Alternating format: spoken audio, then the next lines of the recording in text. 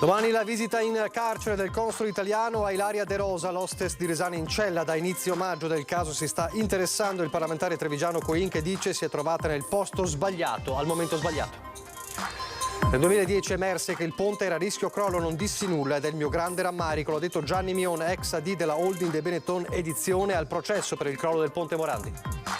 Tragedia del Piave, domani l'autopsia sul corpo di Anika, la 31enne trovata morta nel fiume ieri, le indagini per ricostruire le ultime ore della donna, per ora la sua morte resta un giallo. Svolta nelle indagini sul rogo alla Debbie Line di Cusignane il 5 aprile scorso, la procura apre un fascicolo con l'ipotesi di incendio doloso, per ora a carico di ignoti. Truffa del super bonus, nuovo sequestro della Guardia di Finanza sul consorzio trevigiano che avrebbe raggirato centinaia di clienti in tutto il nord Italia, tra i crediti d'imposta e vari beni sequestrati altri 27 milioni di euro. Lite per l'affitto non pagato, nel corso dell'acceso di Verbio spunta un coltello ad affrontarsi due cinquantenni di Quinto di Treviso, l'intervento dei carabinieri. Per fronteggiare i rischi del maltempo serve una semplificazione delle normative. L'appello al governo dell'assessore regionale alla protezione civile nel giorno in cui si presenta un nuovo sistema per avvisare la popolazione delle criticità. Il Giro d'Italia ormai alle porte della Marca, già mercoledì il passaggio dei ciclisti nella tappa Valsugana-Caorle, giovedì la partenza a Oderzo dove il rosa la fa già da padrone.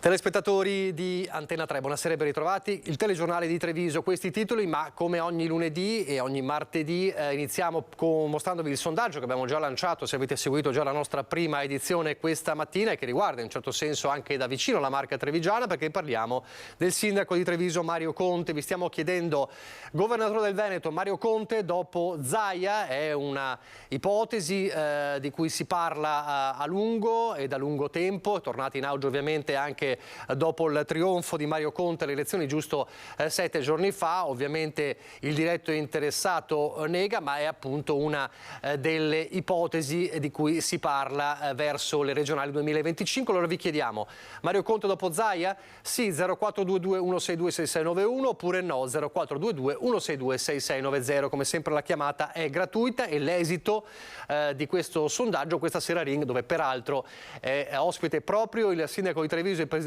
di Anci Veneto Mario Conte, che potrà anche commentare dunque l'esito di questo sondaggio.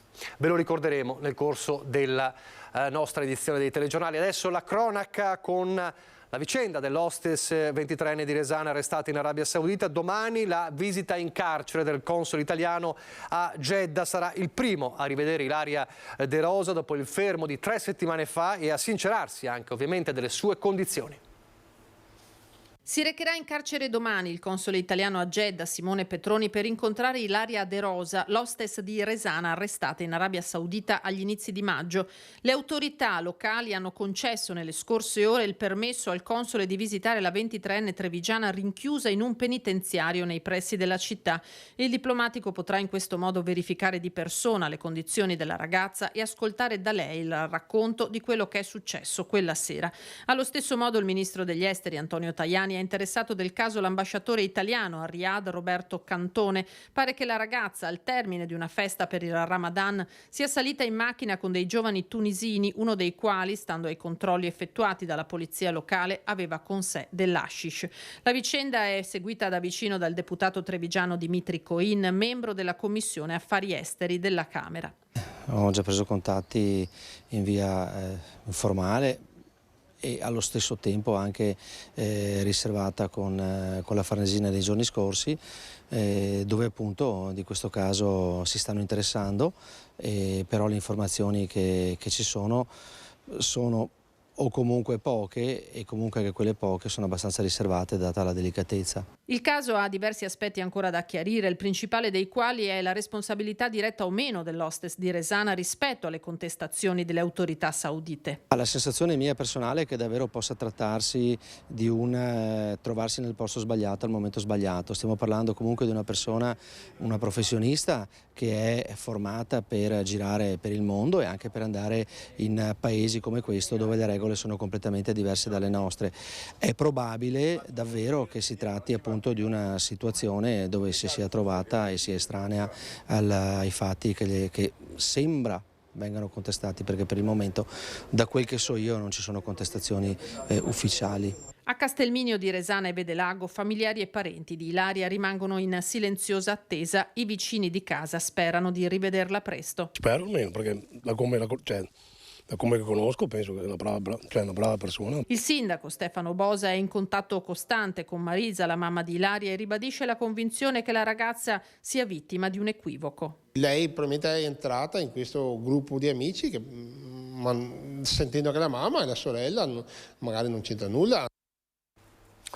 Da Genova al Veneto e la Marca rimbalzano le parole di Gianni Mion, ex AD della holding dei Benetton Edizione, al processo per il crollo del ponte Morandi. Emerse che il ponte aveva un difetto originario di progettazione e che era a rischio crollo. Chiesi se ci fosse qualcuno che certificasse la sicurezza e Riccardo Mollo mi rispose: ce la autocertifichiamo. Non dissi nulla e mi preoccupai, era semplice, o si chiudeva o te la certificava un esterno. Non ho fatto nulla ed è il mio grande rammarico. Queste le parole di Gianni Mion, ex AD della holding del Benetton Edizione, ex consigliere di amministrazione di Aspi e della sua controllante Atlantia, al processo per il crollo del ponte Morandi. Mion lo ha detto riferendosi a una riunione, pensate, del 2010, ovvero 8 anni prima del crollo, a cui parteciparono l'AD di Aspi Giovanni Castellucci, il direttore generale Riccardo Mollo, Gilberto Benetton, il collegio sindacale di Atlantia e, secondo il ricordo del manager, tecnici e dirigenti di Spea. Dopo queste frasi, l'avvocato Giorgio Perroni, che difende l'ex direttore del primo tronco di autostrade Riccardo Rigacci, ha chiesto di sospendere l'esame di Gianni Mion e di indagarlo. Rigacci è indagato insieme ad altre 58 persone. Dunque parole shock davvero in aula che dunque riportano alla mente la tragedia e anche parole pesantissime sulle responsabilità ovviamente che adesso andranno certificate. Adesso torniamo a parlare della tragedia di Anika Panfile, la 31enne trovata morta ieri, era scomparsa giovedì pomeriggio, è trovata morta ieri, come abbiamo raccontato, nel Piave. Le indagini per ricostruire le ultime ore della donna sono in corso. Resta per ora un giallo e dovrà dipanare questo giallo un'autopsia. Una ferita sospetta sopra l'occhio. La procura vuole vederci chiaro. È stato aperto un fascicolo ed è stata disposta l'autopsia sul corpo di Anika Panfile, la 31enne recuperata ieri dalle acque del Piave. I carabinieri giunti sul posto stanno indagando per ricostruire le ultime ore della mamma di origini rumene residente a Treviso. L'esame esterno non avrebbe chiarito alcuni punti rimasti oscuri. Domani mattina sarà effettuato dall'anatomopatologo Antonello Cirnelli l'esame autoptico che dovrà far luce su alcune lesioni. Insomma, bisognerà accertare se la donna si sia gettata nel Piave come tragico epilogo di un gesto estremo oppure se qualcuno possa averla aggredita. Per ora ogni pista rimane aperta. La donna era scomparsa giovedì nel primo pomeriggio dopo aver lavorato. Anika doveva tornare dal compagno e dalla figlia più piccola, ma nell'abitazione non è mai arrivata. L'uomo ha tentato invano di chiamarla al cellulare, ma non ha mai ricevuto risposta. Così si è recato dai carabinieri per denunciare la scomparsa. Immediatamente sono state attivate le ricerche fino a ieri mattina, quando un pescatore ha chiamato il 112. C'è un corpo nel Piave. Poi l'arrivo dei vigili del fuoco e dei militari dell'Arma. Anika aveva 4 figli piccoli, 3 vivono in Romania con alcuni familiari, la più piccola invece con lei ed il compagno. Niente di tragico, sembrava fosse accaduto negli ultimi tempi che possa spiegare un gesto estremo. Domani la verità sulla morte di Anika, verità che potrebbe aprire scenari diversi e tante domande a cui si dovrà dare una risposta. E poi lo ricorderete, il 5 aprile scorso il rogo al magazzino della Debbie Line a Cusignana di Giavera del Montello. La procura ha aperto un fascicolo per incendio doloso.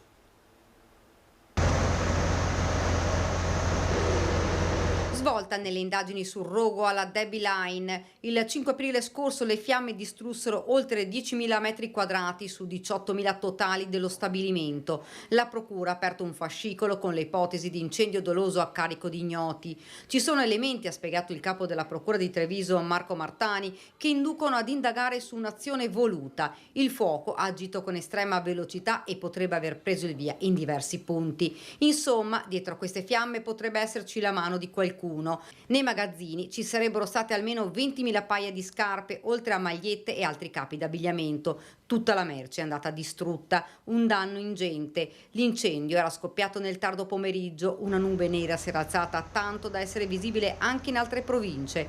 In pochissimo tempo dopo l'allarme i vigili del fuoco erano intervenuti con numerose squadre, lavorando per tutta la notte e per gran parte del giorno dopo. Grazie al tempestivo intervento dei pompieri si era salvata la parte del capannone di via San Rocco. I dipendenti che operavano nell'area distrutta dal fuoco poco dopo erano tornati a lavorare. Erano tutti stati ricollocati in altre sedi dell'azienda. L'area interessata dalle fiamme è rimasta sotto sequestro. Ora le indagini degli investigatori per far luce su questo incendio e per identificare l'eventuale responsabile. Ancora la cronaca perché continua l'indagine complessa della Guardia di Finanza di Treviso nell'ambito della truffa del superbonus 110%. Ci sono altri 27 milioni di euro sequestrati. È un'indagine che noi abbiamo soprannominato Zero Pensieri, perché era molto semplice per gli attori principali di questa indagine frodare sia il fisco, truffando appunto l'erario, sia i clienti. Truffa del superbonus 110% con clienti beffati dopo aver visto il proprio cassetto fiscale svuotato per lavori edili che in molti casi non sono nemmeno iniziati. I finanzieri del nucleo di polizia economico-finanziaria di Treviso hanno eseguito una nuova serie di sequestri, 25 milioni di euro di crediti d'imposta e altri 2 milioni in beni immobili, auto, titoli e denaro contante che erano nella disponibilità dei 5 indagati di una società collegata al consorzio con sede nella Destra Piave. Le indagini erano state innescate dalle denunce di circa 300 committenti residenti in tutto il nord Italia, Veneto, Friuli, Venezia Giulia, Lombardia e Piemonte. Il cliente firmava il contratto col consorzio e il consorzio attestava subito dopo, all'indomani di aver eseguito il 30% dei lavori, cosa che ovviamente era impossibile. In questo modo si generava un credito fiscale che il consorzio poteva poi utilizzare per spenderlo presso le banche, le poste e gli altri intermediari finanziari. Dopo i sequestri della scorsa estate, le indagini sono proseguite ed hanno portato le Fiamme Gialle a denunciare altri 3 professionisti, un direttore dei lavori e 2 asseveratori, per avere falsamente certificato l'avvenuta esecuzione o la congruità delle opere oggetto dell'agevolazione. Il consorzio e le altre 4 società coinvolte invece sono stati segnalati per violazioni alla normativa relativa alla responsabilità amministrativa da reato degli enti. Resta il problema dei clienti raggirati che si trovano con i cassetti fiscali svuotati, i lavori non fatti o lasciati a metà e il rischio dell'ulteriore beffa delle cartelle esattoriali. Il Consiglio è, anche a seguito di una circolare dell'Agenzia delle Entrate dell'anno scorso, del fine 2022, da parte dei clienti, di comunque presentare denuncia alle autorità per garantirsi e quindi per evitare conseguenze peggiori. Oltre a questo, chi ovviamente ha avuto dei problemi perché purtroppo ci sono alcune persone che non hanno la caldaia, non hanno le finestre o quant'altro, ecco, c'è sempre lo strumento dell'azione civile o penale per preservare i propri interessi.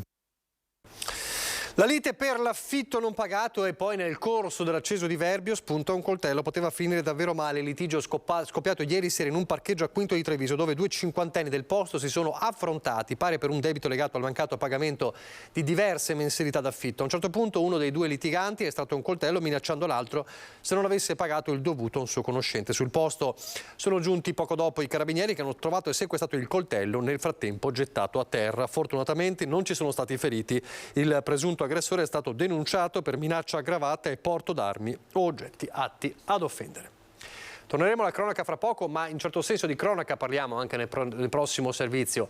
È il ministro della giustizia Carlo Nordio a Vedelago per sostenere il candidato sindaco romano al ballottaggio appunto di Vedelago, e lo vedremo dopo, a parlare di giustizia e parlare soprattutto della riforma Cartabia, rispondendo all'appello, lo ricorderete, del mondo del turismo veneto, preoccupato per gli effetti della riforma Cartabia per chi delinque nei confronti degli stranieri, spesso impossibilitati a presentare denuncia, e quindi anche dei turisti. Sentiamo le sue parole.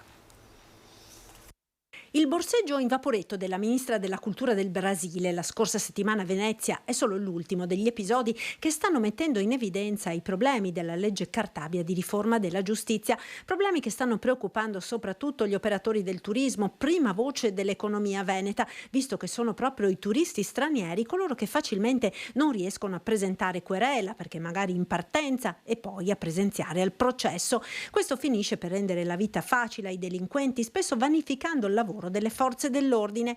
Marco Michielli, presidente di Confturismo Veneto, si è appellato al ministro Nordio, che così risponde. Il primo atto del nostro governo è proprio praticamente nella prima udienza del Consiglio dei Ministri dove ero presente io, è stato di presentare la modifica di questa riforma che aveva prodotto queste situazioni abbastanza paradossali.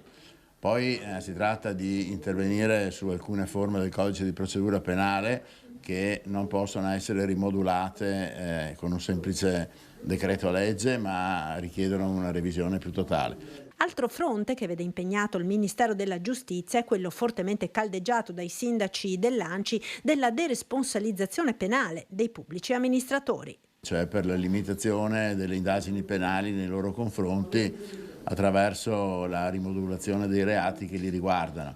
È vero peraltro che la professione di sindaco e di pubblico amministratore in genere è molto mal retribuita e rispetto ai rischi che fa correre a chi la ricopre dovrebbe essere completamente rivista. Per fronteggiare i danni e i rischi del maltempo serve una semplificazione delle normative. L'appello al governo viene dall'assessore regionale della protezione civile Bottaccine nel giorno in cui nella sala della protezione civile di Marghera ha presentato un nuovo sistema per avvisare la popolazione delle criticità del maltempo.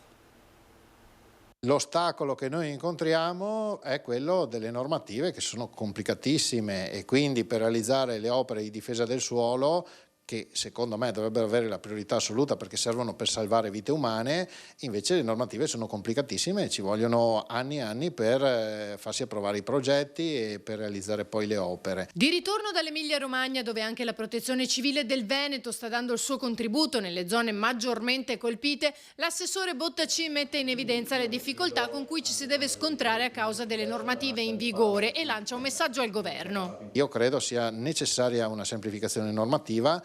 D'altro canto siamo il paese in cui dopo il crollo del ponte Morandi il governo ha dovuto fare un decreto che diceva che si andava in deroga a tutte le leggi dello Stato. Allora io credo sia giunto il momento che le leggi dello Stato debbano essere cambiate se vogliamo salvaguardare la vita umana prima di tutto il resto, altrimenti stiamo salvaguardando qualcos'altro ma non la vita umana e questo bisogna avere il coraggio di dirlo. Sottolineo che sono norme di legge statale perché la Costituzione prevede che in materia ambientale solo lo Stato possa legiferare. Noi ci abbiamo provato nel 2016 come Regione con una norma di semplificazione regionale, il governo ci impugnò la legge e la Corte Costituzionale disse che aveva ragione il governo perché solo lo Stato può intervenire in questa materia con la semplificazione. Per cui io mi auguro che il governo intervenga, ma ho sentito dichiarazioni di diversi ministri che vanno in questa direzione, quindi mi auguro che questo accadrà nel più breve tempo possibile. Intanto la Regione Veneto avvia una nuova comunicazione nel sito della Protezione Civile e sui social per avvisare la cittadinanza in caso di criticità. L'infografica è semplificata in maniera tale che chiunque possa velocissimamente capire qual è la situazione di allerta sul proprio territorio, se ci sono allerte oppure se non ci sono allerte, in particolare per quanto riguarda il rischio idraulico, il rischio idrogeologico e il rischio idrogeologico per temporali. È importante perché ognuno possa operare conseguentemente, attuare le attività di protezione civile previste negli piani di protezione civile, ma anche il cittadino mettersi in sicurezza, attuare le norme di autoprotezione. Torniamo alla cronaca. I controlli antidroga lo scorso fine settimana sulle strade della Marca, 2 arrestati e una persona denunciata. Era alla guida della sua auto con droga e armi. Un 39enne residente a Mestre è stato arrestato dai carabinieri impegnati in un'attività di prevenzione e contrasto allo spaccio di stupefacenti, specie in contesti giovanili. L'uomo, controllato a paese, è stato trovato in possesso di 20 grammi di hashish, di alcuni grammi di marijuana, di un bastone telescopico di mezzo metro di lunghezza e di un coltello. Non solo, ma aveva 500 euro in contanti, somma ritenuta a provento di attività illecita. Armi e droga sono stati sequestrati. L'uomo è stato arrestato dai militari dell'arma per detenzione ai fini di spaccio, porto di armi ed oggetti atti ad offendere e violazione della misura di prevenzione dell'avviso orale emesso dalla questura lagunare. A Mogliano invece i militari dell'arma hanno eseguito un ordine di carcerazione emesso dalla Procura della Repubblica di Venezia a carico di un 43enne di origini albanesi. L'uomo dovrà espiare la pena di 2 anni e 6 mesi di reclusione perché riconosciuto colpevole di reati in materia di stupefacenti commessi a Scorzè nel 2019, mentre un 24enne di origine tunisina irregolare sul territorio nazionale che aveva trovato riparo proprio nel garage dell'abitazione dell'albanese arrestato è stato denunciato perché trovato in possesso di alcuni grammi di cocaina ed hashish e di quasi 300 euro in contanti. E incidente questa mattina, poco dopo le 11 lungo la Treviso Mare, in località Biancade di Roncade, in uno schianto tra 2 auto è rimasto ferito un anziano di 86 anni. Fortunatamente l'uomo avrebbe riportato soltanto lievi ferite. L'auto dell'uomo è finita, come vedete, fuori strada. Sul posto, oltre ai militari dell'arma, è intervenuta un'autoambulanza del SUEN 118 che ha soccorso il pensionato. Pochi istanti di pubblicità e poi di nuovo in diretta. Rieccoci in studio in diretta con il telegiornale di Treviso. Allora parliamo adesso del ballottaggio a Vedelago, ormai pochi giorni al voto, domenica e lunedì, tra Giuseppe Romano e Marco Perin per la carica di sindaco a Vedelago. A correre con i simboli di Lega e Fratelli d'Italia Giuseppe Romano, che stamane ha ricevuto, come abbiamo detto, il sostegno alla sua candidatura dal ministro Carlo Nordio. Un sostegno importante alla mia candidatura, ma soprattutto un sostegno importante a un nuovo modo di fare e di approcciare, che è quello della sburocratizzazione. Sburocratizzare significa levare pesi, lacci e lacciuoli alle imprese, ai cittadini, e nel levarlo si levano risorse, che queste risorse rimangono in questo territorio e possono essere usate per altri fini. Risorse da impiegare anche per le tante priorità che secondo Romano il comune di Vedelago necessita. Tra tutte la modifica della viabilità e una riforma del sociale per riportare la famiglia al centro del welfare cittadino. Dobbiamo dare una risposta alla viabilità, quindi spostare il traffico pesante nord, sud, est, ovest a Vedelago, quindi questa è una priorità. Ma ripeto, per noi un'altra grandissima priorità è il sociale. È importante ritornare a fare molto di più di quello che sta facendo oggi, senza dare colpi a nessuno, verso il sociale. Come prima azione, se eletto sindaco, l'approvazione del piano di interventi e l'istituzione di un assessorato alla famiglia. Noi vorremmo fare un comune amico della famiglia, che è un cambio di metodo, di approccio rispetto alla problematica della famiglia in questo territorio. Se vogliamo dare una risposta a questo territorio per tutte le problematiche legate alla famiglia, denatalità, baby gang, scuole e quant'altro, passando anche sicuramente da innovare e portare maggiori risorse per quel che riguarda anche i medici di base e quindi anche la parte che riguarda le infrastrutture, dobbiamo andare in quella direzione. È un cambio di approccio fondamentale. E domani sentiremo il suo avversario Marco Perin. Adesso invece andiamo a Pieve del Grappa. Le minoranze hanno chiesto l'intervento del prefetto di Treviso, niente meno. Sentiamo perché. La maggioranza avrebbe ignorato da tempo interrogazioni e mozioni presentate dalle minoranze. La denuncia arriva dalle opposizioni di Pieve del Grappa, che hanno detto basta e si sono attivate. Hanno deciso di far conoscere la questione a tutta la popolazione con cartelli affissi per le vie del paese. A raccontarci cosa è successo è Nico Cunial, ex sindaco di Crespano, oggi nei banchi della minoranza in consiglio comunale. Ci siamo dovuti rivolgere al prefetto, il quale ha praticamente invitato l'amministrazione a portarle in consiglio comunale. E noi avremo domani sera questo consiglio comunale forzato, perché appunto il prefetto, che ringraziamo sicuramente, ha messo in ordine le cose. Ma perché secondo lei questa mancanza di volontà da parte dell'amministrazione? Ma probabilmente perché c'è paura del confronto, perché abbiamo messo sul tavolo una serie di problematiche di interesse generale verso i quali l'amministrazione non si era sente di avere, diciamo, un confronto diretto ed avere forse probabilmente qualche cartuccia bagnata. Ma questa situazione è andata avanti per quanto tempo? Beh, ci sono delle interrogazioni che risalgono ancora all'anno scorso, più alcune di quest'anno, e appunto, come dico, siamo dovuti rivolgerci al prefetto per stabilire minime regole democratiche. Cuniale è molto amareggiato perché dice il confronto deve essere alla base della democrazia. Questo va esattamente al contrario di quello che vogliamo noi. e questo lo reputo una vergogna. Adesso cambiamo argomento, lo alleggeriamo un attimo il tema perché parliamo del Giro d'Italia. La prefettura di Treviso ha adottato l'ordinanza di sospensione temporanea del traffico lungo i tratti stradali interessati al passaggio della Carovana Rosa. Ricordiamo che nella 17ª tappa di mercoledì, la Pergine Valsugana-Caorle, i ciclisti attraverseranno Castello di Godego, Castelfranco, Vedelago, Istrana, Treviso e Roncade. Poi ovviamente il finale di tappa è a Caorle e saranno temporaneamente chiusi i caselli di Treviso Sud sulla A27 e di Meolo Roncade sulla A4, e poi ci sono una serie di strade chiuse e è tutto ovviamente segnalato nel sito della prefettura e nei comuni ovviamente interessati al passaggio. E questo è mercoledì, dove c'è il passaggio verso Caorle, e poi il giorno dopo c'è la partenza da Oderzo per arrivare a Val di Zoldo nella 18ª tappa, e ovviamente a Oderzo la festa è già iniziata.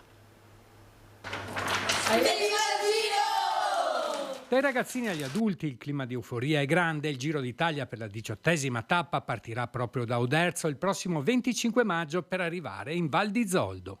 Siamo molto contenti che Oderzo sia stata scelta come partenza di questo grande giro che viene guardato in rete nazionale e anche mondiale.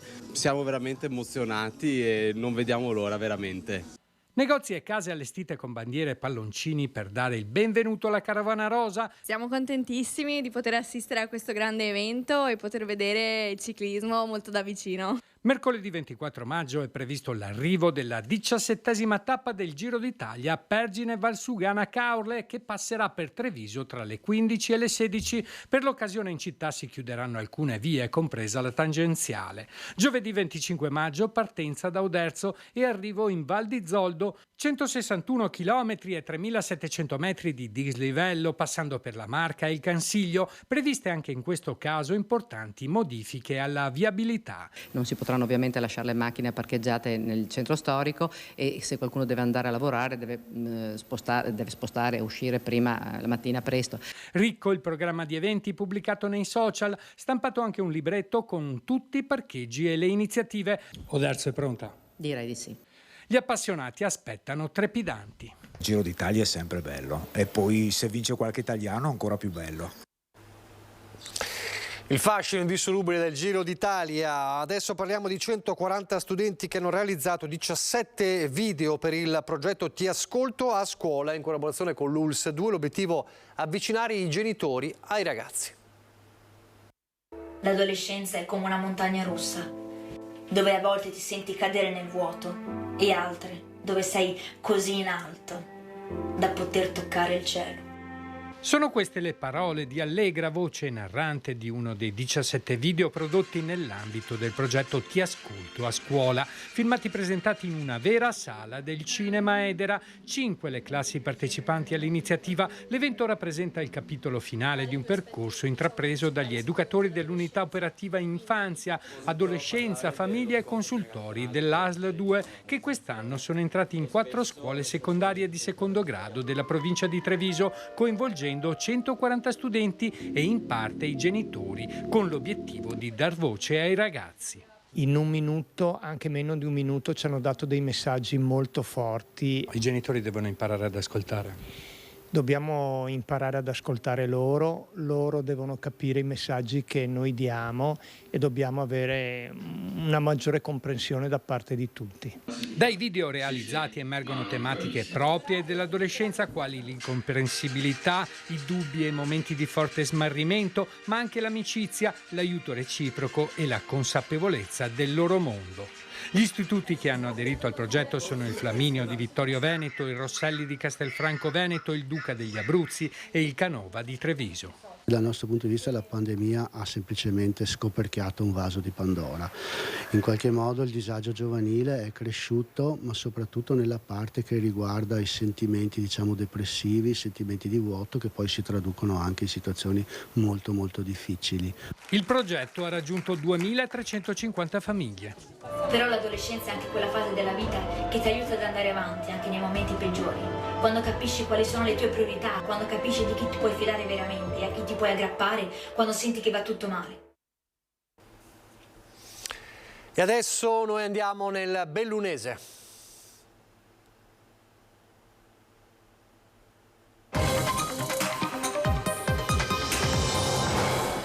Partiamo con le immagini di un incidente avvenuto la scorsa notte con l'intervento dei vigili del fuoco poco prima delle 23, quindi nella tarda serata di ieri, per un'auto finita rovesciata dopo che il conducente ne ha perso il controllo lungo la statale 50, località Piovena, Santa Giustina. I pompieri del distaccamento di Feltre hanno messo in sicurezza l'auto, mentre l'autista ferito gravemente è stato assistito dal personale sanitario del SUEM per poi essere trasferito in ambulanza. I rilievi del sinistro sono stati effettuati dalla polizia stradale e l'intervento si è concluso intorno alla mezzanotte. A Belluno resta la polemica dopo quel servizio della trasmissione Fuori dal coro di Rete 4 che ha dipinto sostanzialmente Belluno come una città profondamente insicura, quasi come un Bronx. Le reazioni ci sono state fin da subito, si è chiesta una spiegazione, si sono chieste delle scuse, delle rettifiche, non sono ancora arrivate, allora continua ad andare avanti nella sua strada di richiesta e di esigenza l'amministrazione di Belluno. Sentite le parole dell'assessore a Damiano. Da amministratore soprattutto, ma anche da avvocato, la città di Belluno cosa ha diritto di avere da Fuori dal coro? Beh, intanto sicuramente delle scuse, e poi noi nella lettera di pronta risposta che abbiamo inoltrato alla redazione di Rete 4 abbiamo parlato in maniera generale di ravvedimento operoso. Nell'ambito di questo concetto ci può stare di tutto, anche la valutazione di una valenza risarcitoria economica, quindi a favore della città di Belluno e della sua immagine gravemente lesa da parte della redazione del canale televisivo citato. Rocca Pietro ebbe un indennizzo per una vicenda di una privata cittadina, potrebbe essere uguale per Belluno? Ma sono casi diversi, vanno analizzati in maniera concreta, per cui valuteremo noi anche con l'avvocatura civica i margini d'azione. Certo è che una risposta sul piano politico immediata c'è stata da parte nostra ed era assolutamente necessaria. E una risposta fuori dal coro c'è stata? Al momento ancora no, attendiamo naturalmente fiduciosi questo ravvedimento operoso, perché qui ad essere lesa è l'immagine di una città bellissima che certamente qualche piccolo problema lo ha, ma non è di sicuro una città da Far West. Le dimissioni del coordinatore provinciale della UIL Michele Ferraro diventano l'occasione per tracciare un bilancio di tante lotte per il lavoro in montagna. Dopo 4 anni di mia permanenza in questa provincia ho rassegnato le mie dimissioni per motivi soprattutto familiari e personali. È turnover ai vertici provinciali della UIL. Michele Ferraro dal 31 maggio, a 4 anni esatti dalla sua nomina, si dimette dal ruolo apicale nel sindacato. Ferraro lascia entrambe le cariche ricoperte in questi anni, la prima di coordinatore provinciale bellunese, per la quale sarà succeduto da Sonia Bridda, la seconda da segretario provinciale UILM, per la quale è in atto la formazione di un altro soggetto la cui identità non è ancora stata resa pubblica. Una decisione non facile, meditata negli ultimi mesi, ma inevitabile. 4 anni intensi quelli di Michele Ferraro. Insediato nel 2019 ha dovuto affrontare la prima vertenza di ACC, poi il Covid, le crisi industriali di Diab, Safilo, Ceramica Dolomite, lottando senza sosta per combattere le problematiche legate al precariato e ai diritti dei lavoratori. Ferraro lascia una UIL in salute, con un cresciuto numero di iscritti e la percezione di aver aumentato la credibilità del sindacato in un territorio segnato dalla fragilità di un tessuto industriale troppo debole che necessita di maggiori tutele. E non è possibile che negli ultimi 4 anni ci siano state 4-5 crisi industriali di tutti i settori, perché siamo partiti dall'attuale occhialeria alla chimica, al metalmeccanico. Sono tutti gruppi industriali o fondi che all'improvviso, a ragione o non ragione, lasciano a casa, perché comunque abbiamo gestito e stiamo gestendo fra una cosa e l'altra migliaia di lavoratori. Belluno non si può permettere questo tipo di situazione, quindi un ragionamento per il prossimo futuro dovrà essere fatto. Ieri la festa della Sensa a Venezia, si è rinnovato l'antico rito dello sposalizio di Venezia e come sappiamo c'è stato questo gemellaggio importante tra Venezia e Longarone, con un ideale abbraccio anche all'Emilia Romagna. Venezia ha rinnovato domenica il suo antico rito dello sposalizio con il mare. Il sindaco Luigi Brugnano, a bordo della Serenissima insieme al patriarca di Venezia Monsignor Francesco Moraglia e il sindaco di Longarone Roberto Padrin, ha lanciato in acqua l'anello come segno di legame indissolubile tra Venezia e le sue acque. Quest'anno Venezia si è gemellata appunto con Longarone, ricordando in particolare i 60 anni del disastro del Vajont che ricorreranno il prossimo ottobre. A Longarone è stato consegnato l'anello dogale di ritorno da Odessa che l'aveva tenuto in custodia lo scorso anno. È un grande onore avere qui tutta la comunità del Cadore, pensare a quello che possiamo fare, quello che abbiamo subito noi e come possiamo aiutare le popolazioni che adesso sono in questo momento veramente drammaticamente colpite proprio dalle inondazioni, penso all'Emilia Romagna, alle Marche. La giornata ha visto anche la disputa delle regate, i mercatini, il corteo acqueo ad accompagnare la Serenissima con i volatori. Il ringraziamento a Venezia da parte del primo cittadino di Longarone. Attraverso la grandissima opera degli zattieri, i tronchi su cui poggia questa città sono partiti proprio gran parte delle nostre montagne, quindi oggi un po' risuggelliamo quel rapporto di strettissimo legame che abbiamo tra queste comunità.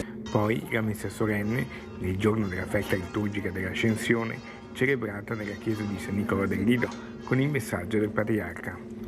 Noi oggi assistiamo al dramma che una regione vicina alla nostra, l'Emilia Romagna, sta vivendo proprio nel rapporto con le acque. Quest'anno ricorderemo i 60 anni di un evento tragico legato alla diga del Vajont. È davvero tutto, vi lascio al meteo, grazie per averci seguito e arrivederci.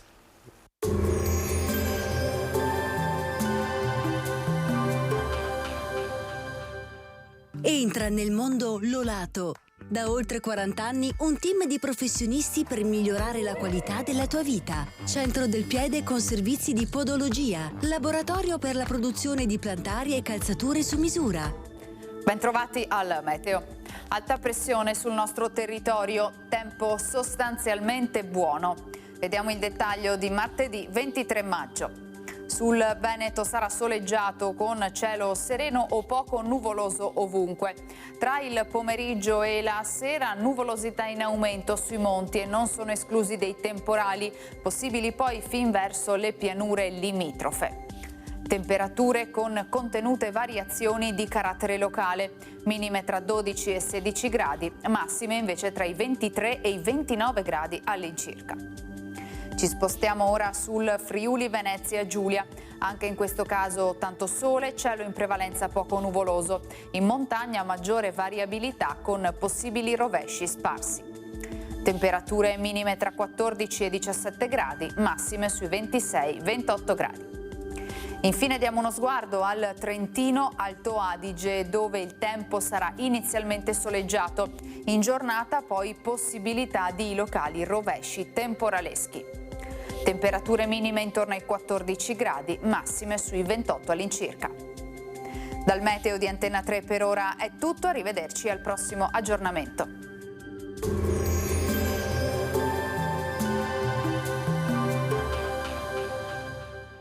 Busti, tutori e protesi di arto personalizzati. Ortopedia e sanitaria Lolato. A Treviso e Montebelluna.